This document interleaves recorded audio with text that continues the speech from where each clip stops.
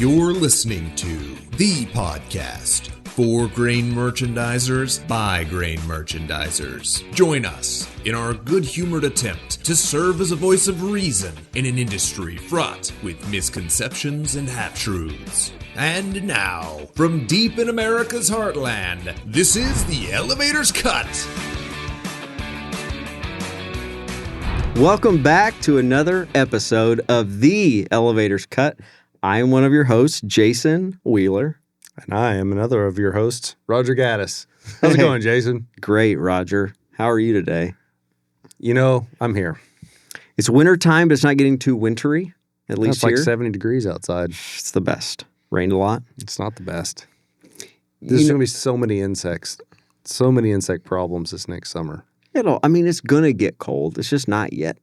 It'll be fine. The eternal optimist, I see. I love being here in Kansas City because you watch the weather, and at weird times of the year, like it's rains, and they're like, "This is great for all the farmers," and I'm like, "I don't think so," but it's okay. It's like May 30th, and the wheat is trying to come in. It's like just torrential downpours ruining the entire wheat crop, and then I watch the Kansas City news, and they're like, "These wheat farms are going to have a heck of a year this year. This is going to be great." I'm like, it's going to be something, but not great. Anyways. I agree. But, if someone could actually help and look out for the farmers, they would. They just don't know how to. They're like, rain, this is good, right? No, not now. This is not when we want rain. Did you know there's people in our industry that also don't know these things? Yeah, that's for sure. Not just non-industry folks. Yeah. There's a lot within ag that have no idea how ag do. Yeah. Test weight. Sounds expensive or cheap. I'm not sure. But I'm glad or sorry that happened. Exactly. You get it. Yeah. So it's good. So that brings us to our thing, today of educating the masses, right? Yes. Masses being two people of the people listening. Maybe it'll help. Hey, listen, I've been going through the stats, and people occasionally download this podcast, very occasionally, but it happens. And Randy's got us on like video clips on the internet, and mostly our guests are good for clips because they actually have good things to say. Intelligent words in their mouth. Yeah. So big shout out to Scott Hansen talking about the future of agriculture. If you haven't listened to that, go back. You were telling me that it's great. That got a lot of interaction on the TikTok. That's right.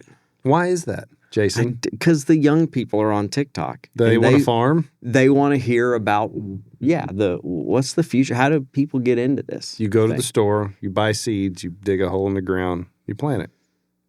You're a farmer, by the definition. It's pretty easy to get into. There you go. But then you have to register accordingly with the appropriate government entities. So that you get money in your bank account overnight. That's right. Yes, that's right. You had a friend that just happened to yesterday.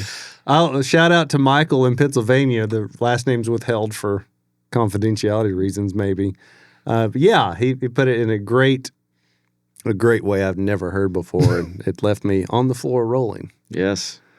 The bald eagle comes and gives money to you. In your bank account. Yeah. He used other terms, but essentially that was it. It was a great reference for Uncle Sam. Yeah, I'll never look at Uncle Sam the same now. But he regaled us with a story of he woke up and there's this money, and there's no information why it's there, but it's in the account. Thank goodness. We got. And I can only dream of having a job like that one. We got to take care of our farmers.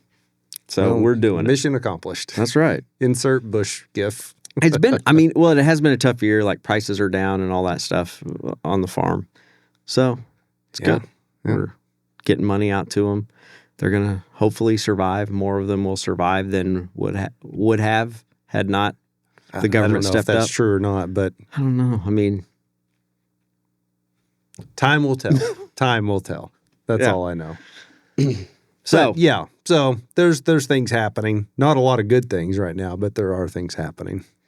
Listen, I hear there's a big farm conference going on in KC this week. There is. And there's a lot of talk of AI at it. And apparently everyone's like, it's over. just stop working now. AI is taking over everything. So there's Now, that. that is scary Is it in though? terms of what in agriculture we think of AI. What does AI mean? I have no idea. Okay. I don't even know what it stands for. Because I know in the cattle Is it an business, acronym? if AI was taking over everything, that would be It'd be scary. messy. It'd be a disaster. But anyways, I don't know. Universal basic income sounds pretty nice. You could choose to work and do whatever you want. Elon will take care of us, right? He'll be on Mars and sending us money. Is that how that works? I don't know. Maybe he just goes to Greenland and calls it Mars. I don't know. It's a confusing time for people that went to Arkansas public schools. As it has been every year since they got their Like- degree. Like really bad.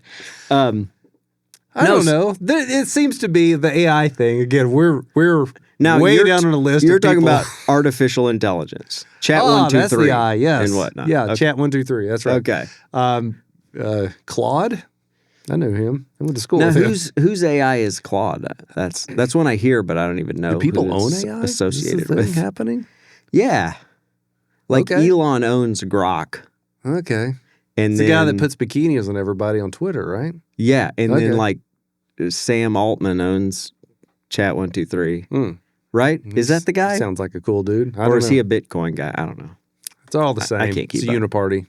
Anyway, I don't know. It seems like the promises of what this stuff's going to do, I'm sure it'll do something really neat one day. But so far, it's a really cool upgrade to Googling things in my book.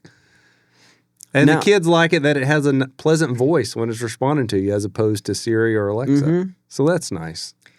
Yeah. Now, and this is coming from. I know we talk about a lot of things we are uneducated about on this Everything. podcast. But this AI talk coming from Roger is coming from a guy who was named to an elite committee at his company Tell me about this. to figure out AI. Oh, they just asked me questions, and I said, "Here's what I don't know." Now, who's they? Is that AI? Yes, some company that does AI. So people that do AI, those people asked you questions. Yeah, because they need to learn And about then the are they business. putting it into AI? What is it? Your answers. Define what does the word "it" mean? Your answers. Are they putting your answers? I don't know into it? what's happening. Okay. I know that there's questions asked, there's answers given, there's ideas of what possibly could happen because of that. Okay, so let me ask you this, Roger, since I've Yeah. got you here. Let's chat about this for a minute.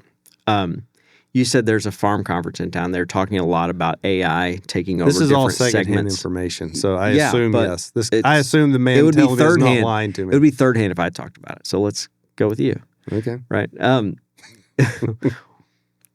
What about farming what's threatening to a farmer that AI could do? I assume like what it is to everybody else is going to do your job. Okay, but somebody's got to own the land, right? I guess that it would just come down to that. Did you know corporations are a legal fiction? They can vote like Look. human beings. So if they can vote, then I'm sure AI can vote. That's all I'm saying. I don't think that's true. Who's going to vet AI? Have you seen the robots now? They can go walk right up to the voting booth and do their thing. Used to, No one it will was ever know. only vets that did AI. But here we are, you know? Bada bing! Hey. Hey! Took me a second. Print I wasn't checking. as quick as I'd like to be, but it was close enough. But I don't know. I assume it's like everything. Like you're not going to be needed for the things if all your equipment's automated. I guess that's true. Like, especially if you're renting the ground, there'd be no need to have someone rent the ground from you if you own the ground, right? So, like the farmers that rent land, maybe they could be. Is that what we're talking about? Sure. I don't know. We didn't get into that deep. This was a two-text conversation, so I don't know. But I do think the thing that they're trying to get out of it is like everybody else, how can this help me make decisions better? So I don't know that this is a new tool. It's a faster tool. It's more comprehensive. Maybe it digs deeper into the data. But again, no matter what happens, I think if it just builds a faster calculator, I don't know if that's very helpful. It's helpful to some degree. The problem is going to be, like, if anything, technology is how does it get the human to make the decision? How do you be decisive with what you do? And then I know we started on farmers, but we can move this to the elevator sphere too. Let's do it. How does this get someone to make a decision? So if you have a tool that is the calculator, AI, pulls up your data, whatever data that is, you're buying, you're selling, you're spreading all this stuff, and then it presents you with the facts. Are you going to automatically then do what it says? Because I don't think many people are at a position where they're going to give away their agency to make the decision on things in their operation. Farm, elevator, doesn't matter. I don't think they're going to abdicate that position to a program. So it still comes back to the thing. You're given all this information. You have to decide on it. Are you going to do it or not? Are you using that tool as a way to confirm what you're already thinking? Or are you going to use it, as something that's going to give you an answer that isn't what you're thinking? What do you do then? I'm just saying, I don't think if it can't make the decision for you, which I don't think it will, how much help is that? I think we all like to think, oh, this is great, and we'll find this data, and we can dig up all the stuff, and when do we do things, and when should we be doing it, and awareness. Yes, that's great, and maybe it will help that to some end. But the human still has to make the decision. What we talk all the time about in at least for grain marketing is the blame premium. Right. Like be able to pay somebody and then it's their fault if it's bad. Right. So how do you do that with a program that you paid for? You just say it was stupid Claude chat 1, 2, 3. But then what? Messed me up. You just kick it to the curb and go buy a then different next year I'm using Grok because this AI is dumb. Right? I don't know. But it's a good point. The agency. Do you let them make the decision? Because this is where I'm at, like with self-driving cars, right? Fully self-driving cars.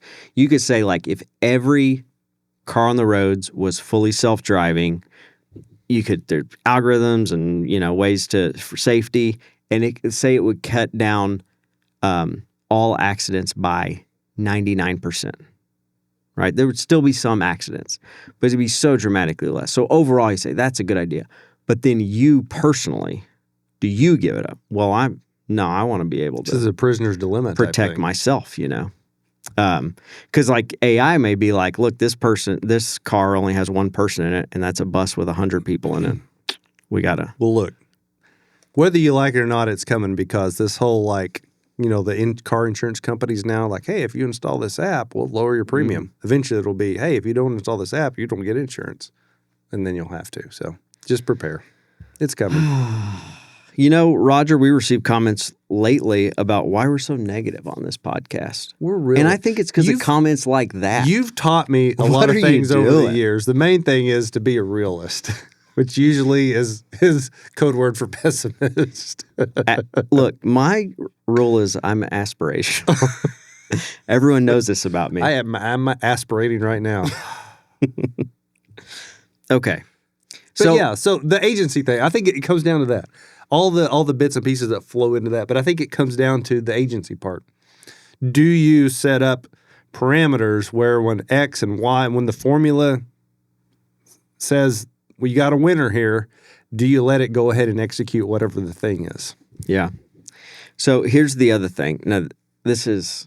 And remember, our industry deals with truck drivers. Keep that in mind before you answer. Self-driving soon, and then you won't That'll have to. be the last industry that goes self-driving. Will be grain haulers. Yeah. Okay, so... My next thing is AI, maybe they say, hey, the market looks at it. Maybe they're doing technical analysis, which we all know is a fail-safe tool. Right. So they will say, we should sell now. We should do this. We should, all that. And like you said, somebody will probably have to say, yeah, do it. Or this is good. I'm glad you told me that. Most farmers we know and have dealt with them are like, but can I wait longer? Because I can do that too.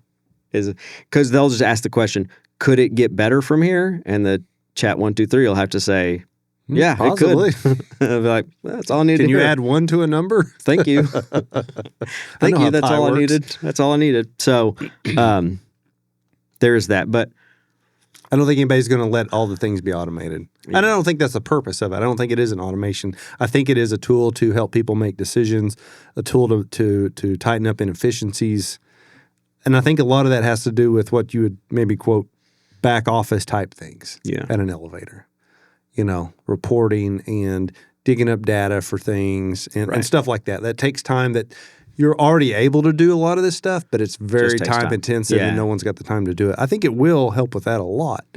But as far as like wholesale changing of the manager or merchandiser's role, again, anything's possible, I guess. But it doesn't seem like right now on this end of it, it's going to be a replace. But I mean, it's the knowledge base. All the industries are saying this. This won't replace the knowledge base of know. AI is supposedly developing quickly, and sure, and there's no doubt about that. It will. So it may get to those higher level decisions. But I do have a story like. But that doesn't replace judgment. Right. All it can do is give you the information for the most part, and then and even recommend a course of action. So here's the thing: you have to do it. AI tells you to do something, and you do it, and it doesn't work out. There's no skin off its back if it had skin on its back or back. And they're not going to get offended if it's like some junior intern and they've done all this work, and then you're like, I guess I got to do something. Throw this kid a bone, or he's going to be upset. No, not with AI. No, I'm not doing that. Right, and they don't even care. Hopefully, yeah. So what do you do? So again, there's an element there I think that isn't fully grasped by anyone, including us, on how that would look, but. I think it'll just be, at least at this point, something that'll be helpful, but not, as far as replacing jobs. I don't know how that would work. Yeah. So I had a customer just recently, and they were, it's a classic elevator scenario, right? Obviously, elevator makes the most money on bushels they can. We talk about this a lot on the show, on the podcast. If you buy it at harvest basis, that's typical low basis of the year, and assuming there's carry in the market and everything, but even if there's not, that first 30 days, there's a big basis improvement from during harvest to, harvest is over. So there's a definite basis opportunity for those who have space and have the ability to control bushels until that basis improves. Control meaning own. Own the basis. And you can capture that, right? You can capture that basis. You can also capture if there's carry spreads in the market, all that. So we talk about that. And that's really the bread and butter of margin in the grain business is the bushels. Those are the good margin bushels that you can deal on a high volume of is buying at harvest, carrying it, capturing basis and spreads. But most elevators, I would say, they take in a normal year or above average year, they're going to take in more bushels than they have space for. So you have to sell that stuff at harvest. You have to back it, as we say. You buy it from the farmer, you sell it, you ship it. You're trying to find trucks. You're trying to find a place that'll stays open so you can stay open. So you can keep all the farmers are trying to bring their grain in, get back to the field. You're trying to take care of them, provide good service. So you're trying to stay open by shipping bushels at the same time. Right. So you don't get too full or filled completely. So those bushels aren't a big margin in them, right? We're buying them and we're immediately selling them. Yeah, to some degree, they're lower than what you would get later in the year. Right. For sure. If I could hold this for 60 days. Sometimes you do it for nothing. Sometimes you planned ahead and make a little bit on it. But it's not going to be anywhere near what you could do by merchandising those things later out. That's why everybody says, wish I had more space to hold all the bushels of harvest and not have to move anything. Right. Whether it be farmers or elevators, everybody says that. So it's a typical dilemma, and we all know it's worth more if we could hold it, but we can't. Logistically, we can't. We either have to close or we keep shipping bushels to help our customers.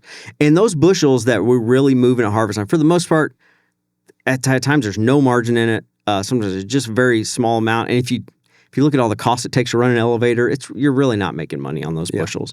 But the sole reason you're doing it is so you can stay open and you can keep servicing your farmers for as many bushels as you possibly can. Not because you're making extra money, but because you want to take care of your customers. It's kind of like a loss leader. It's like Buc-ee's and ice, right? There's practically giving ice away to get people in there to buy beaver nuggets. Yeah. And sombreros and things. So, and so that's the dilemma a lot of elevators deal with. I said dilemma is just part of life, right? So customer, he's trying to, this AI, can you solve problems, supposedly. What do you know? What do you know about this? What can we do? So the AI, he says, how can I make those bushels that I have to move out because I don't have space for them?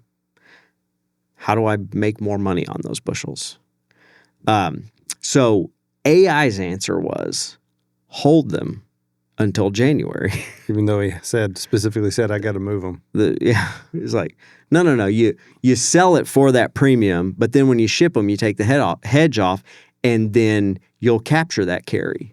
And I'm like, but you ship them, but to get the premium, you have to ship them out there. So anyways, it was real confusing for Makes both sense of us. if you don't think about it.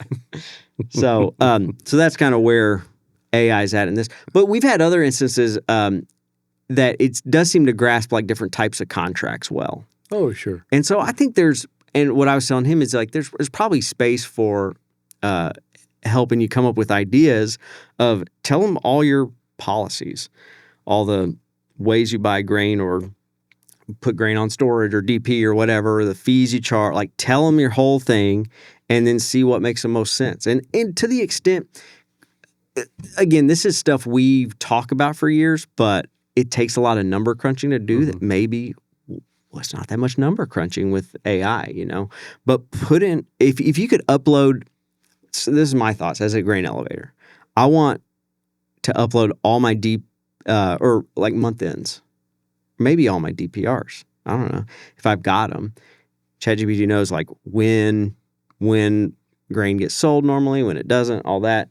Tailor my fee structure to fit that when I own it. Yeah. And what you're meaning by that, I think, is saying, look, what do I need to charge for DP, price later, whatever you want to call it?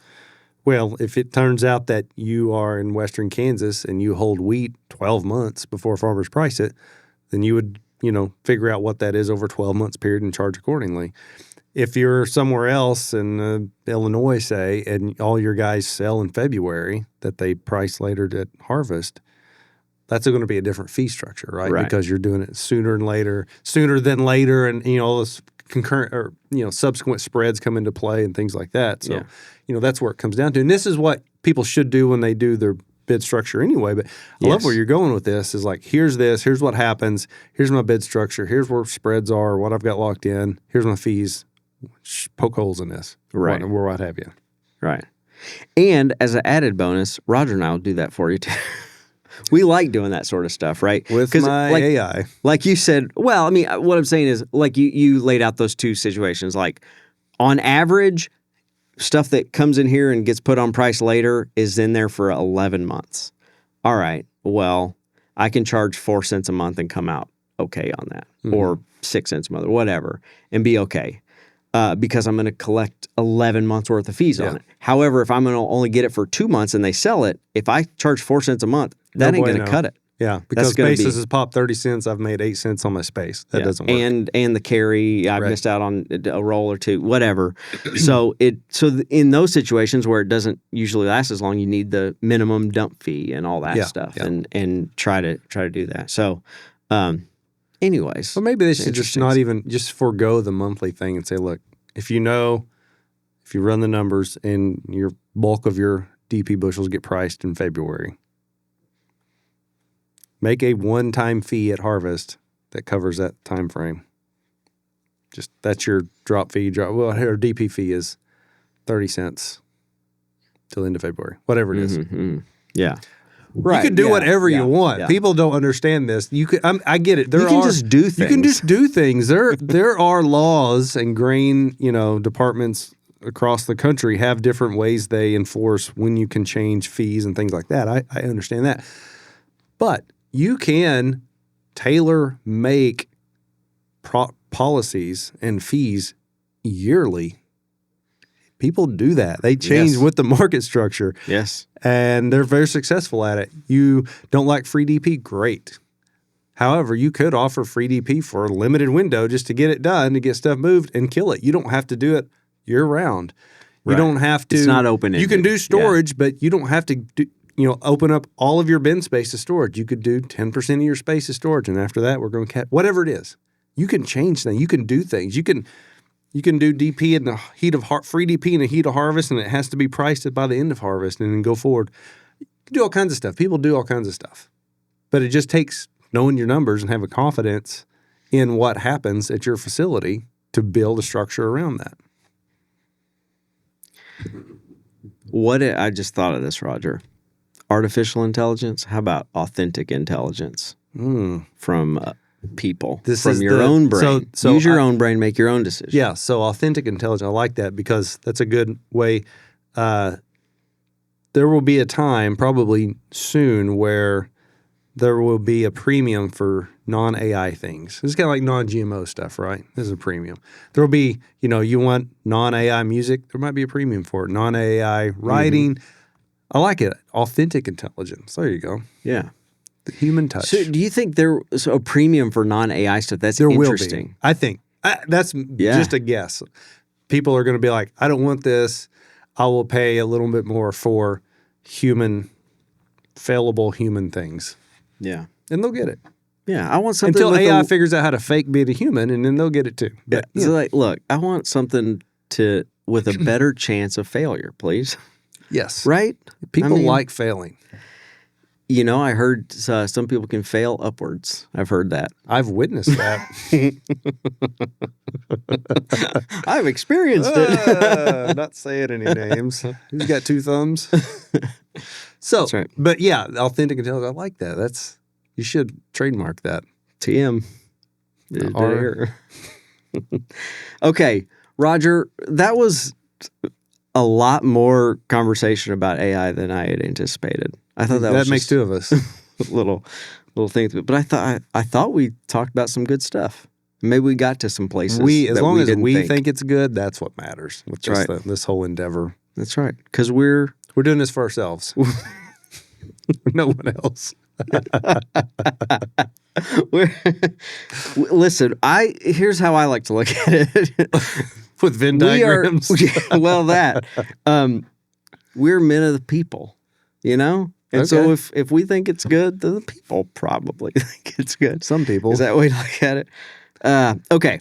So something I had written down here this is your idea, Roger. This is an authentic, intelligent authentic idea, AI, that you came up with to discuss. And that is, how do basis traders gain confidence in basis trading over time? So, yeah, a lot of people, at some point, everybody's new to it. Maybe you're starting a new company, maybe you're new to a job, maybe whatever, you're learning it.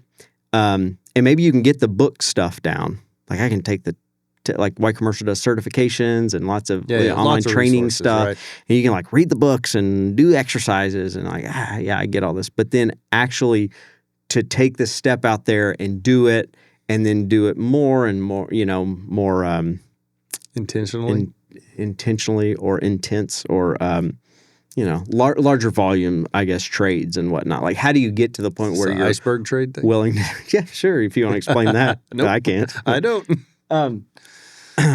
Of course we could. We're just not going to. We are licensed, all the things, people that know this stuff inside and out. But it's just not good for a back podcast. Of our hand. That's all I'm saying. Right. Yeah. Condors. Obviously, we know. Iron strangles. Anyways, so what are the things that take somebody from that book knowledge to just making a big sale and trusting just it'll doing work, it? You got to do it. That's easy to say, right? That doesn't require confidence. That can be ignorance too. But experience is a big part. To answer your question, it's experience. But how do you build confidence from experience? How do you?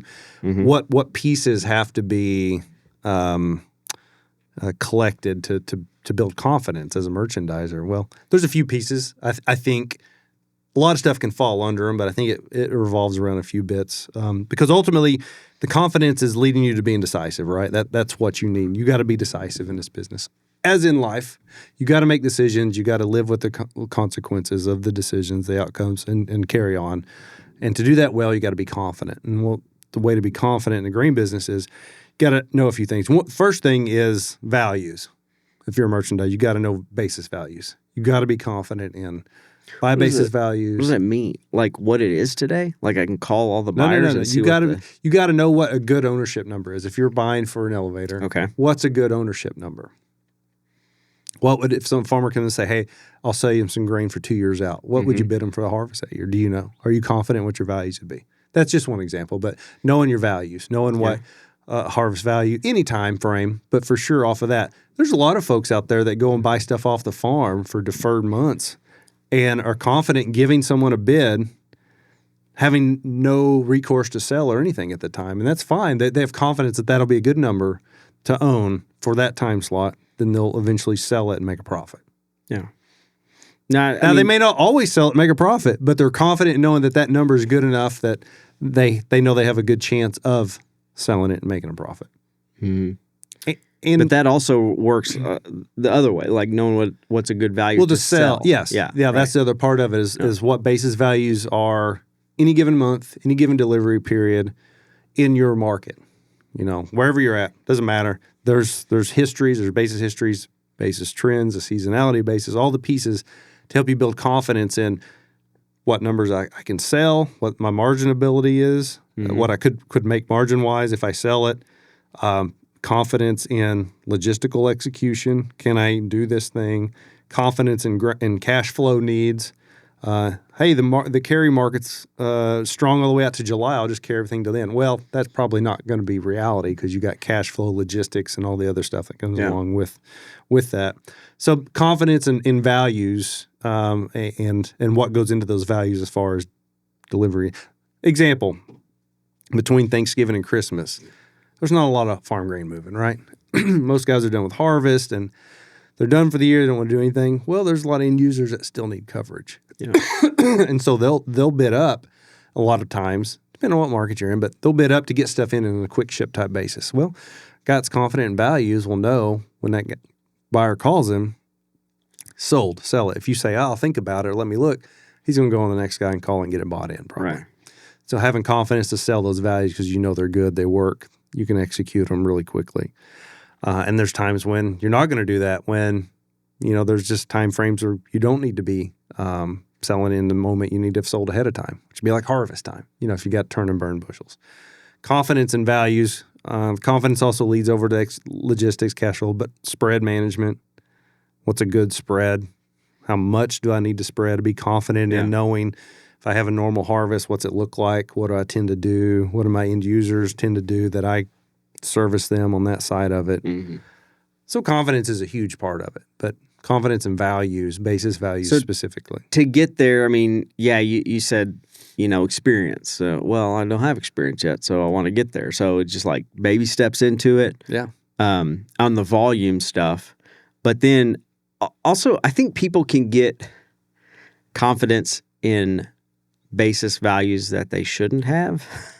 Like, you know what I mean? It's done this. It's already done this. How much more is it going to do? Yeah. That's exactly right. Yeah. So they get confident in if you don't. So in my view, it comes from understanding a full picture of a season with spreads on your basis charts and stuff like that understand how basis moves in your market for multiple years. And there's some exercises we go through to help people do that for their unique market. Mm-hmm. But gathering that because then some people do that and learn it, and then they get like they don't really look at basis charts a ton, because they've been doing it a long time, and I'm not saying there's anything wrong with it, but it can be over time to where things change a little bit, and if you're not really on top of it and look at, you don't want analysis paralysis or whatever. You don't want to be too there's a difference between that and awareness. You don't want to be a prisoner. Awareness is right.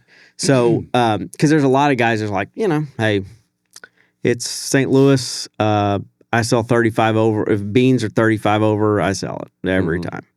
And that's pretty good rule of thumb and all that, and that's what it gets to. And usually I buy it at 50 under and 30 over, and I got freight in there or whatever. And hopefully I get some spreads and that's fine and it works okay. But then there are some years where it's like, well, it was inverted right off the bat, and harvest basis started really weird, maybe really high, really low.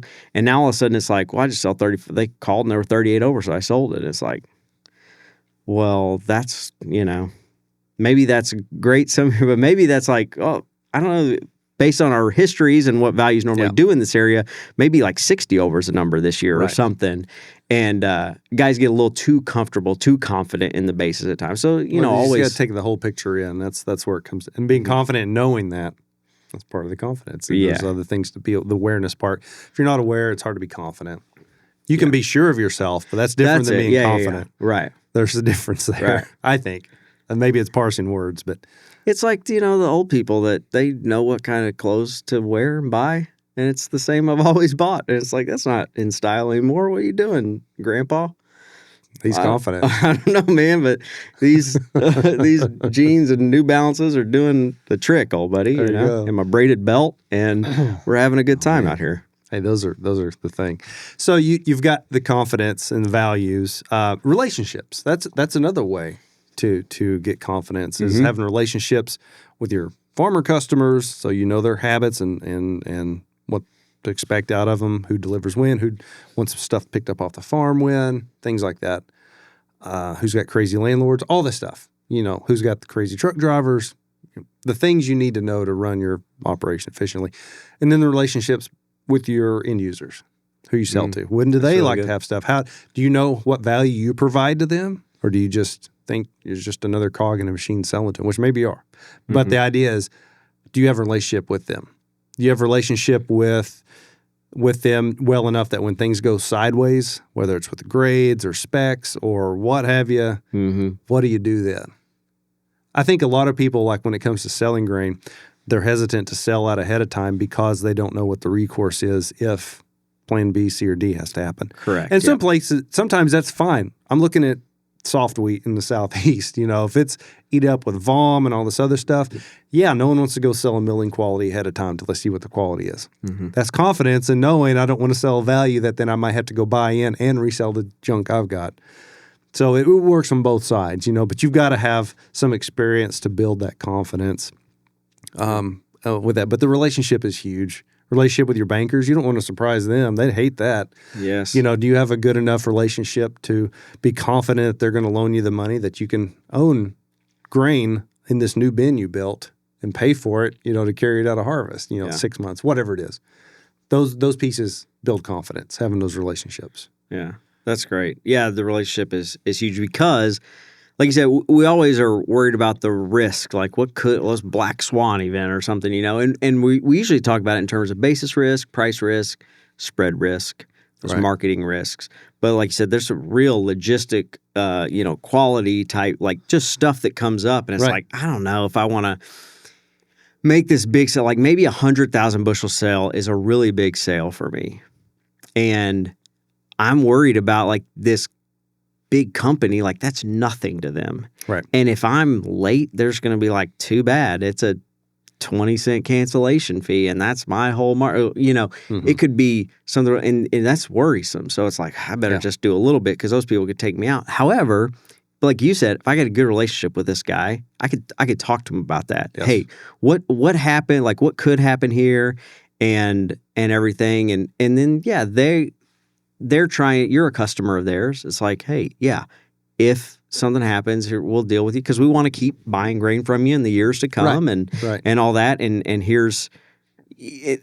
people have confidence like, okay, it's not ABCD company. It's John over here that I've known for 2 years. We've done many transactions together, and he's not going to, screw me over on anything. Like, we'll work it out. Whatever. Yeah. And it's the same sort of relationship that you would hope how your farmers would feel about you. Right. Like if I buy a bunch on forward contract, and then what if this happens? Hey, man, we'll roll it. Yeah. Why don't farmers forward contract more? For those same reasons that merchandisers won't sell ahead more in some instances. Now, there's going to be times where you're going to have confidence in a sell and you make it and stuff still goes sideways. It's because life, right? Yeah. But you are confident in how you can address that. Yeah. As opposed to, I'm not going to do anything until I know exactly what I got. Well, generally by that time, the opportunity's gone. It may still be some opportunity, but it's Yeah. not as good as what you'd had prior, more than likely.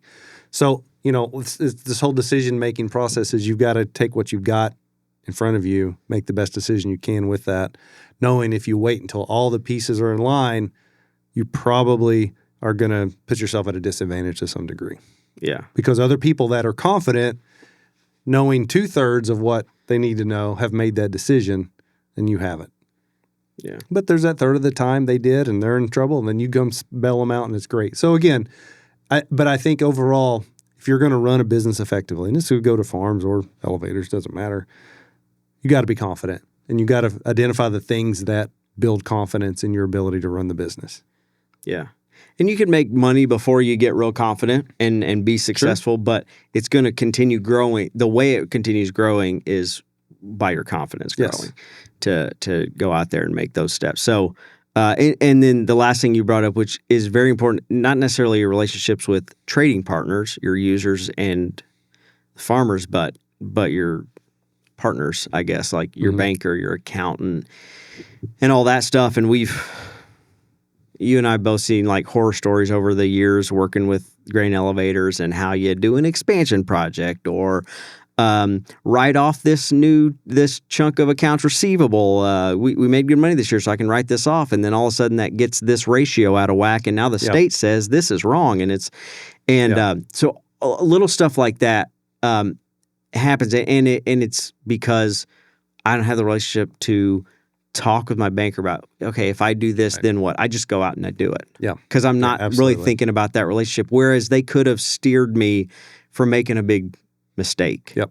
And now, not all of them can tell you that ahead of time. Sure. But I will say, I was looking at our stats I talked about earlier on the show. You did say our stats. most popular shows that we do is when we have Jeff Reardon here. So if you guys have ever seen... Everybody loves. Have you ever heard his voice? I know. Smooth as butter, man. I know. So, and he knows what he's talking about. And he's a banker, he's a CPA, and he's worked with all our customers doing expansion projects, acquisitions, new builds, whatever it is, succession planning, buying out other generations or passing things on, and all that stuff that comes up. And if it's done, if you make just a little mistake that to me sounds very reasonable, like as just a regular person, that I'm no dummy, that sounds good. You pay for this and you do that, and it sounds fine. But if you do it just the wrong way, it knocks a ratio out of whack. Jeff has seen it all. I would just say, if you're ever thinking about doing any stuff, please read. Another relationship you have is hopefully us. Sure.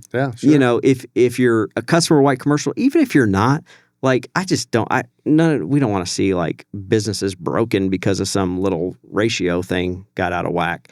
But we've seen it happen many times over the years, and it's a tragedy. Really, I hate it. So like if you're thinking like, we'll talk to you. Like, hey.